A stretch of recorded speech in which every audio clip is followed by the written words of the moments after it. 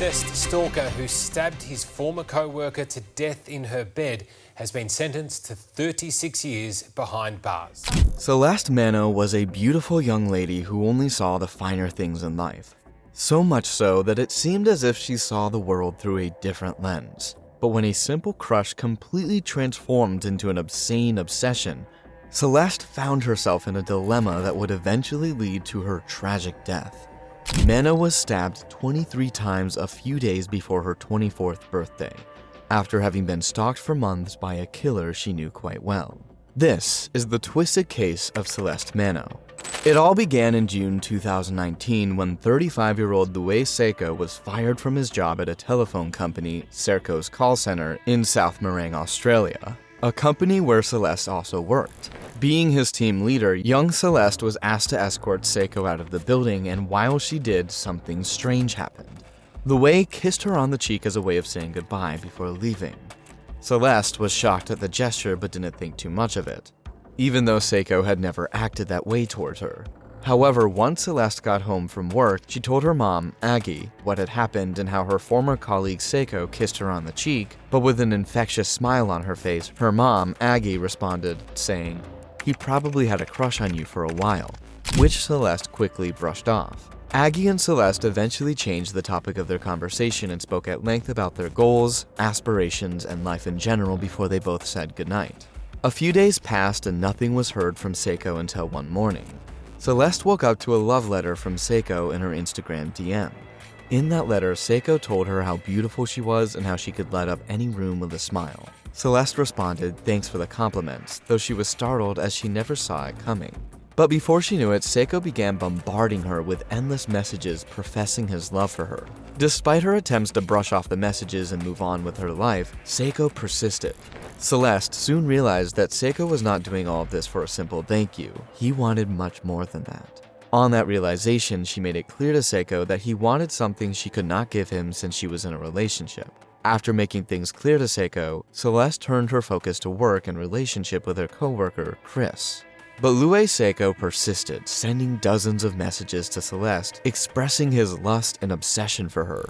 Celeste often reminded Seiko about her relationship with Chris, something Seiko knew about before he lost his job. But Seiko expressed how little he cared about her relationship. He went ahead to tell Celeste that, compared to him, Chris is a nobody, and he would obviously make a better lover. This prompted Celeste to bring it to the notice of her mother, Aggie. Shocked by the sheer commitment Seiko put into the text, Aggie was alarmed about the whole issue. But since it was just a few Instagram texts and Seiko never actually approached Celeste in person, she wasn't too bothered about the whole situation. But the stalking and harassment not only continued, they intensified, making Celeste feel uneasy even away from social media.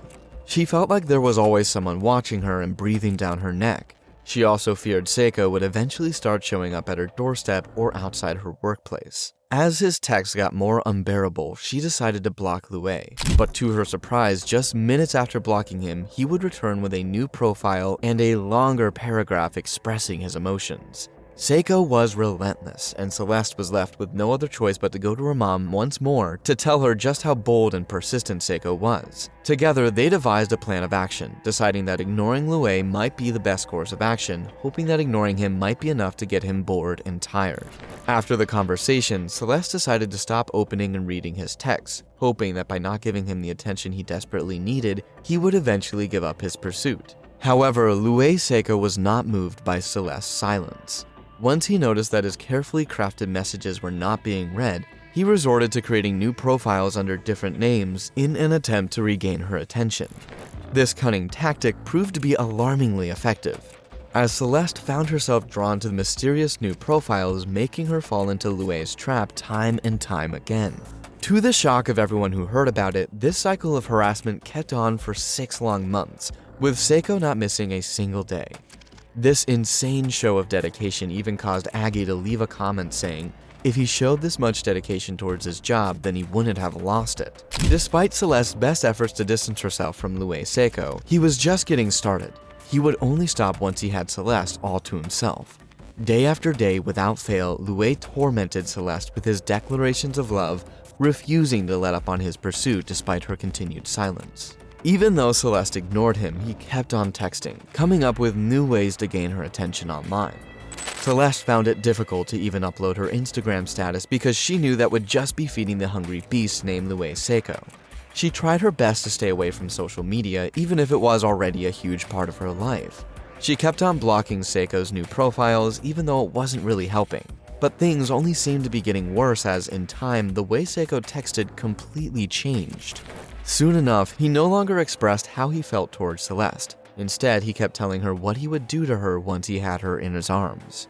That completely freaked Celeste out, so much so that she showed his text messages to her mom once again, and this time they decided to contact the police. The very next day, Celeste and her mom walked into the police station and lodged their complaint. They told the police what had been going on and even went ahead to show the policemen the text messages. But the response they got wasn't what they were expecting. The police told them that all sorts of things happen on social media, and it should be expected. He told them to just ignore it and that sooner or later it would stop. With no say in the matter, Celeste and her mom walked out of the police station disappointed. Since they could not do anything about it, they just took things as they were and went on with their lives. But Celeste was becoming paranoid. Eventually, a year passed since Seiko started texting Celeste, and still he wasn't showing any signs of giving up. Even though she was ignoring him, he didn't seem to care, as he kept on texting her regardless. At that point, Celeste and her mom knew they needed to let the police know once more. His calculated actions made Celeste feel exposed and vulnerable. She couldn't go anywhere without looking over her shoulders, feeling like she was being watched, and she was actually being watched. In the station, they explained everything, after which they were asked why they had not complained earlier.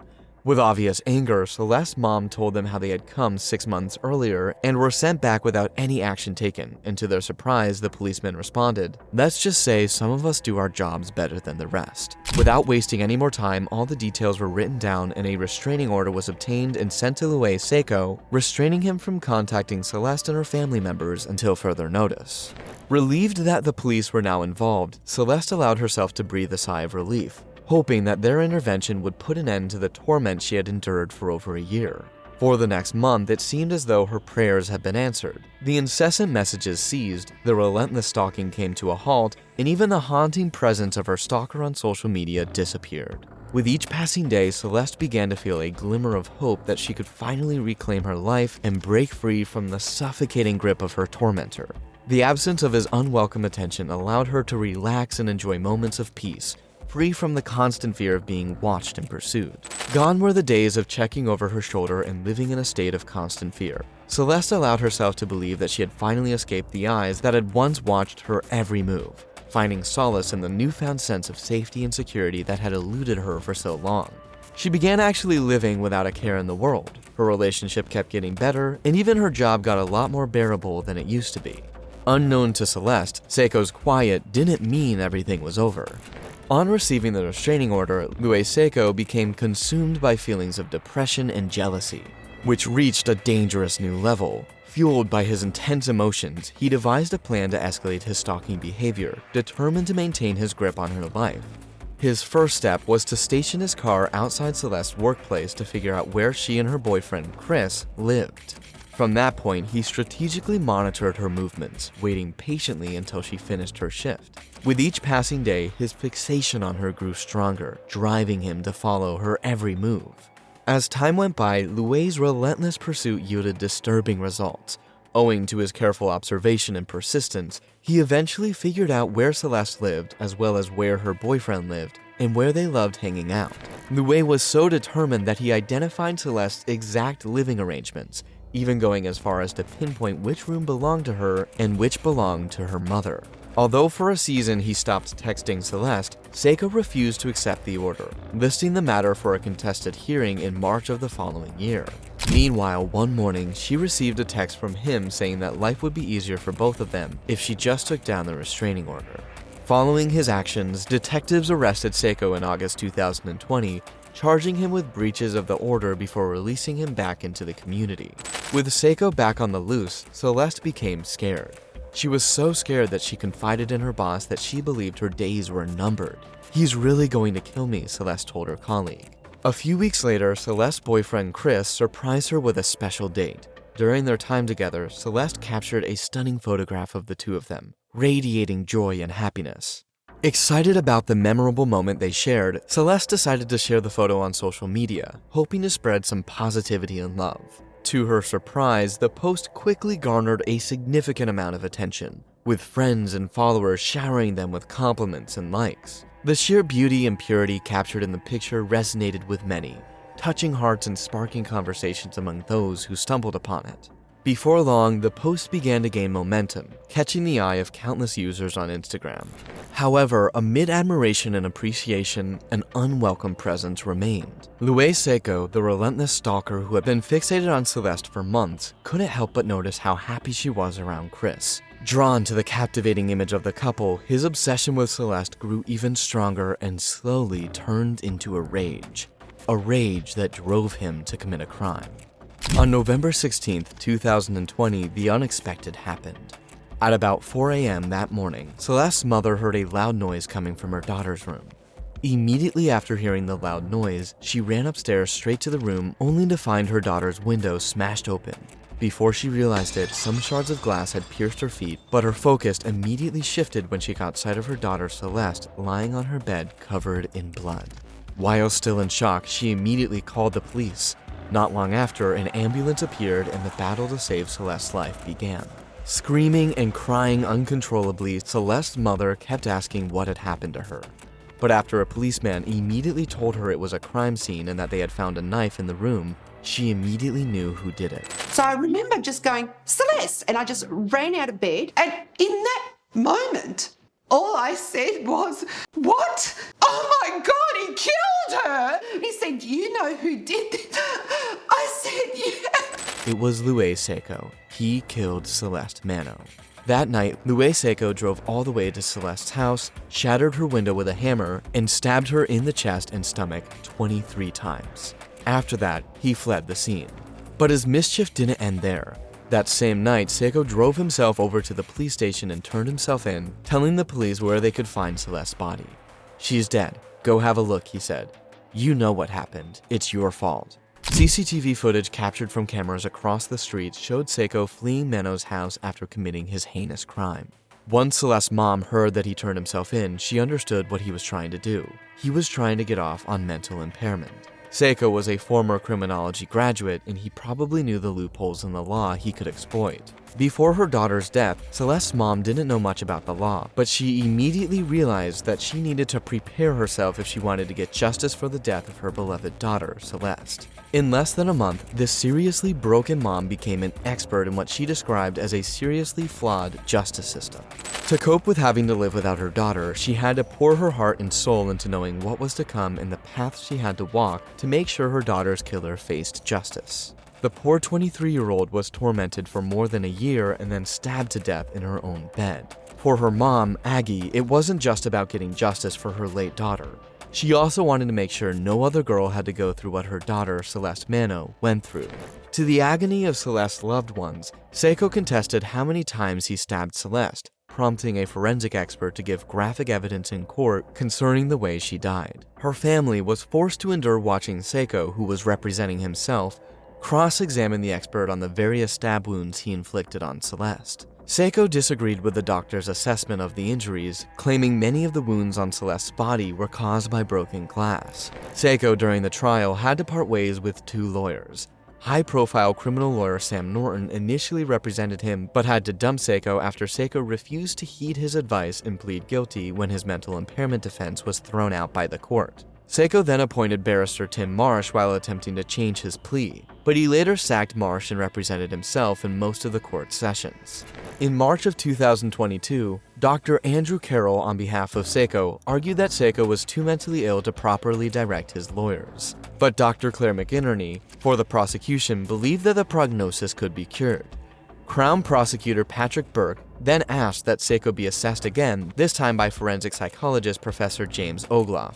The previous month, a plan to put Seco on trial over his mental impairment was abandoned when the court heard the once confident doctors conclude that Seco indeed knew what he was doing at the time of the murder and was also well enough to stand trial. Seco tried several times to convince the court that he was too sick to stand trial. Before his sentencing, he insisted that he remain in isolation, away from the other prisoners, and repeatedly threatened to commit suicide if he was moved out of his isolation cell. Finally, after a surprisingly lengthy judicial process, Luis-Seco finally confessed to the murder of Celeste Manno after he failed to convince psychiatrists that he was mentally impaired. It was proven that his actions were premeditated and properly planned out. He purchased the knife and hammer used at the crime scene a few days before the crime.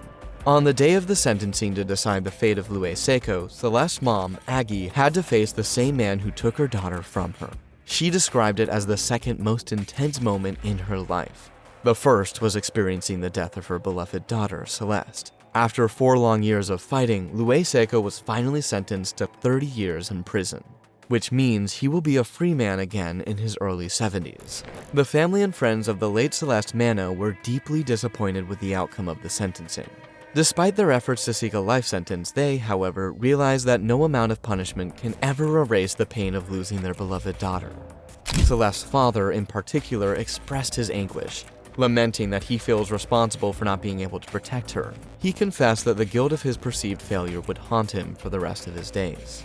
Celeste's murder prompted Victoria's Law Reform Commission to launch an inquiry in 2021 into the United States stalking laws. Psychologist Professor Troy McCurran, an expert in stalking behavior, worked on the review, but she was left frustrated because even after 45 recommendations, not a single one of them has been adopted.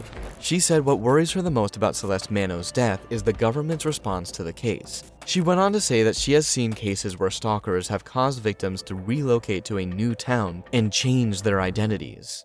During an interview, Jacqueline Sams, the Attorney General of Victoria, was questioned about the government's efforts to address the Celeste Manno case and prevent similar incidents in the future. In response, Sams expressed confidence in the police's response to the situation, stating that they have taken appropriate measures and are continuously striving to do their best.